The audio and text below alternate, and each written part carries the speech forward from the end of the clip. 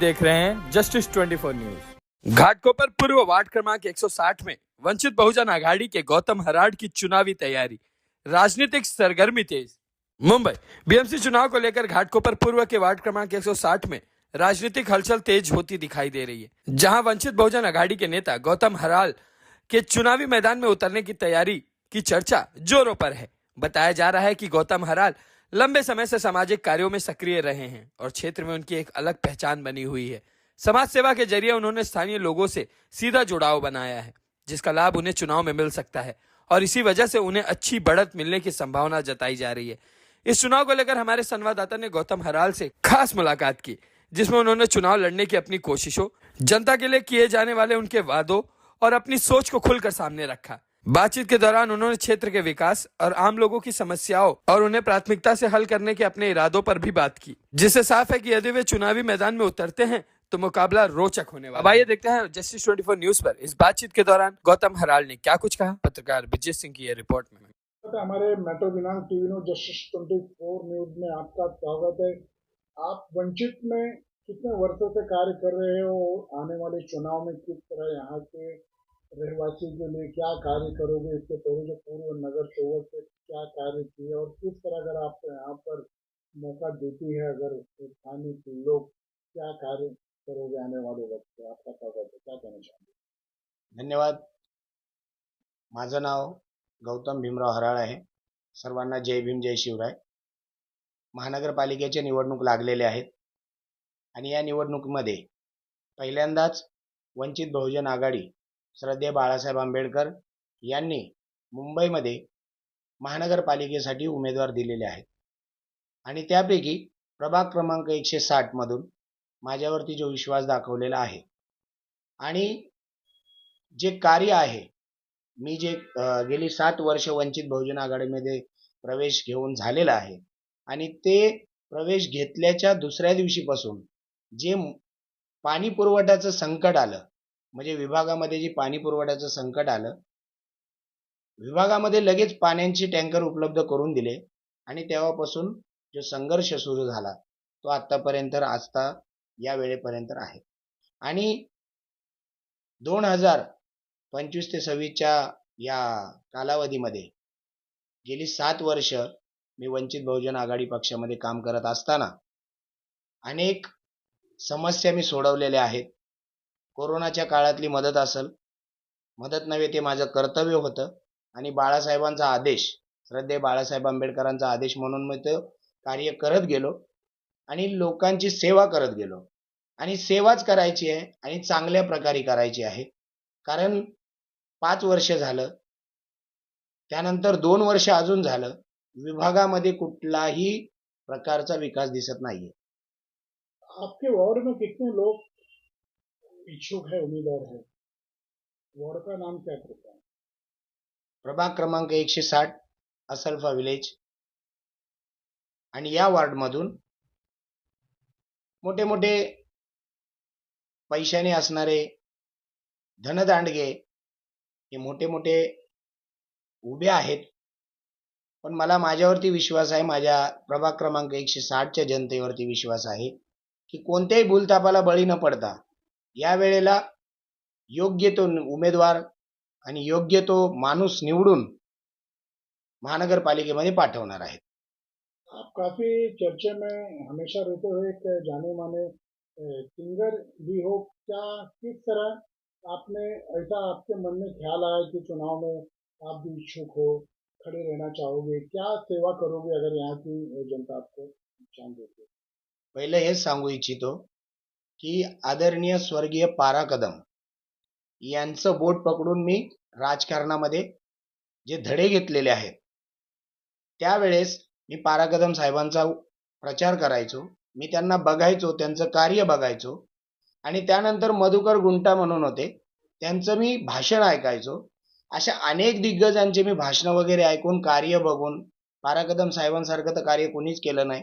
Double माळ्याचं संडास ज्यांनी जे महाराष्ट्रामध्ये पहिल्यांदा बांधलं ते स्वर्गीय पारा कदम, म्हणून आम्ही त्यांच्या तालमीतले आहोत आणि त्यांचं कार्य बघून आम्ही विभागामध्ये काय कायापालट करायचा ते आता बोलून नाही दाखवणार।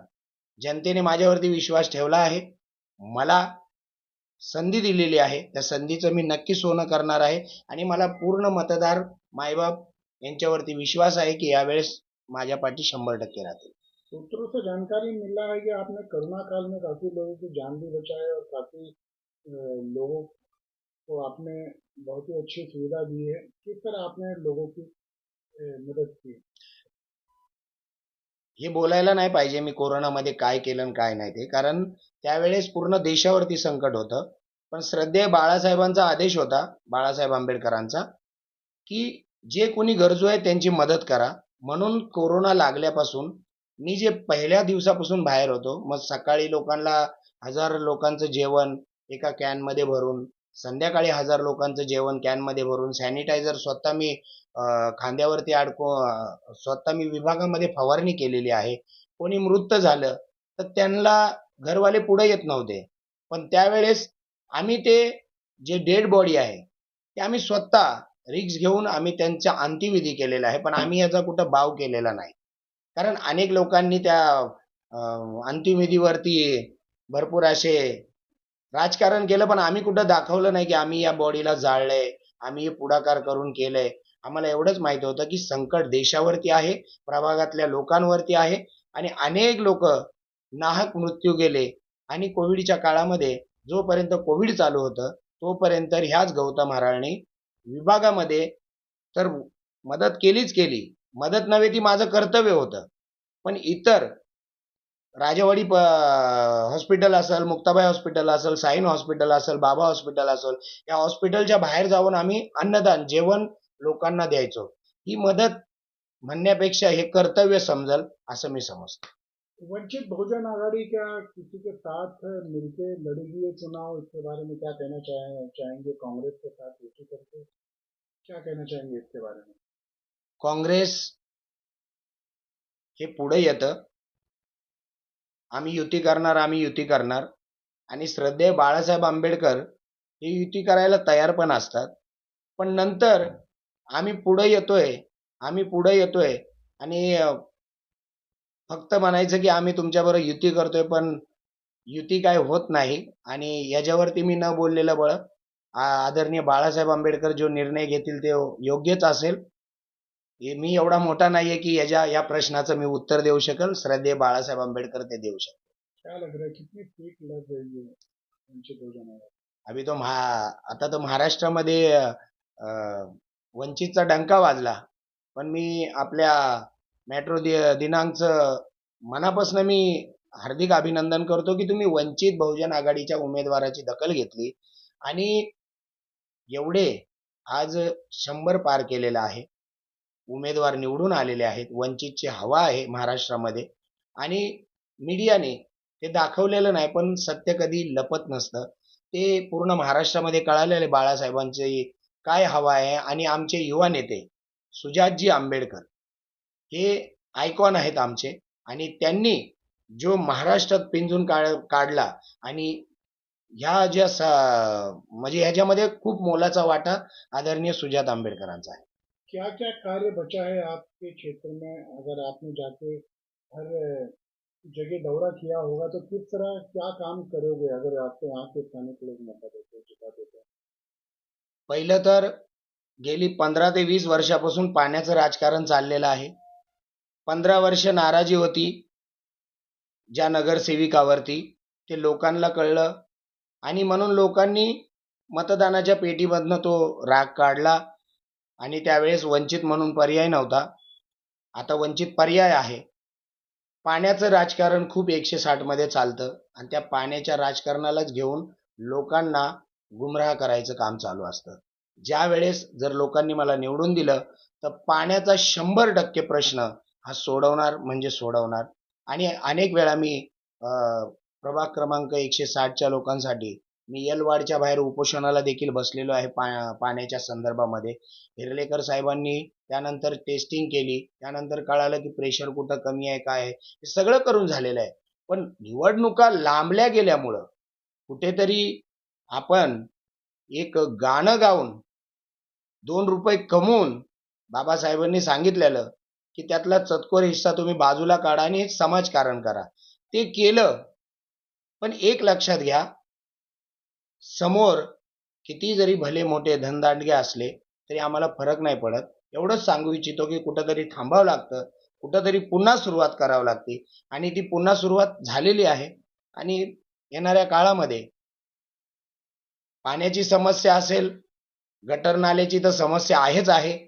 दुसरी गोष्ट अनधिकृत पार्किंग, ज्याच्यामुळे लोकांना चालण्यात नाहक त्रास होत आहे, विद्यार्थ्यांचं ऍक्सिडेंट होत आहे पार्किंगमुळं. ज्या रोडला फक्त गाड्या चालल्या पाहिजेत ते डबल पार्किंगमुळं लोकांचं त्या ठिकाणी नुकसान होत आहे आणि समाजातली पोरं जी विद्यार्थी आहेत त्यांचा ऍक्सिडेंट होऊन ते म्हणजे फ्रॅक्चर होतात. हे तुम्हाला सांगू इच्छितो.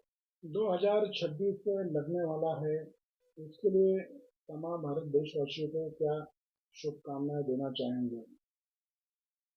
बघा, शुभेच्छा तर 2026च्या लोक मला देणार आहेत, मतदार पेटीतनं देणार आहेत. आणि ज्यावेळेस 2025 मध्ये माझ्यावरती जसं प्रेम केलेलं आहे आणि प्रस्थापित लोकांनी एक लाईन बनवलेली, टॅग लाईन बनवलेली आहे की डोंगर मॅनेज होतो. बघा, मतदार राजा आहे, तो कधीच मॅनेज होत नाही. मतदार राजाने ठरवलं तर तो शिखरावर बी बसू शकतो आणि मतदार राजाने ठरवलं तर तो तळागाळाला पण घालू शकतो.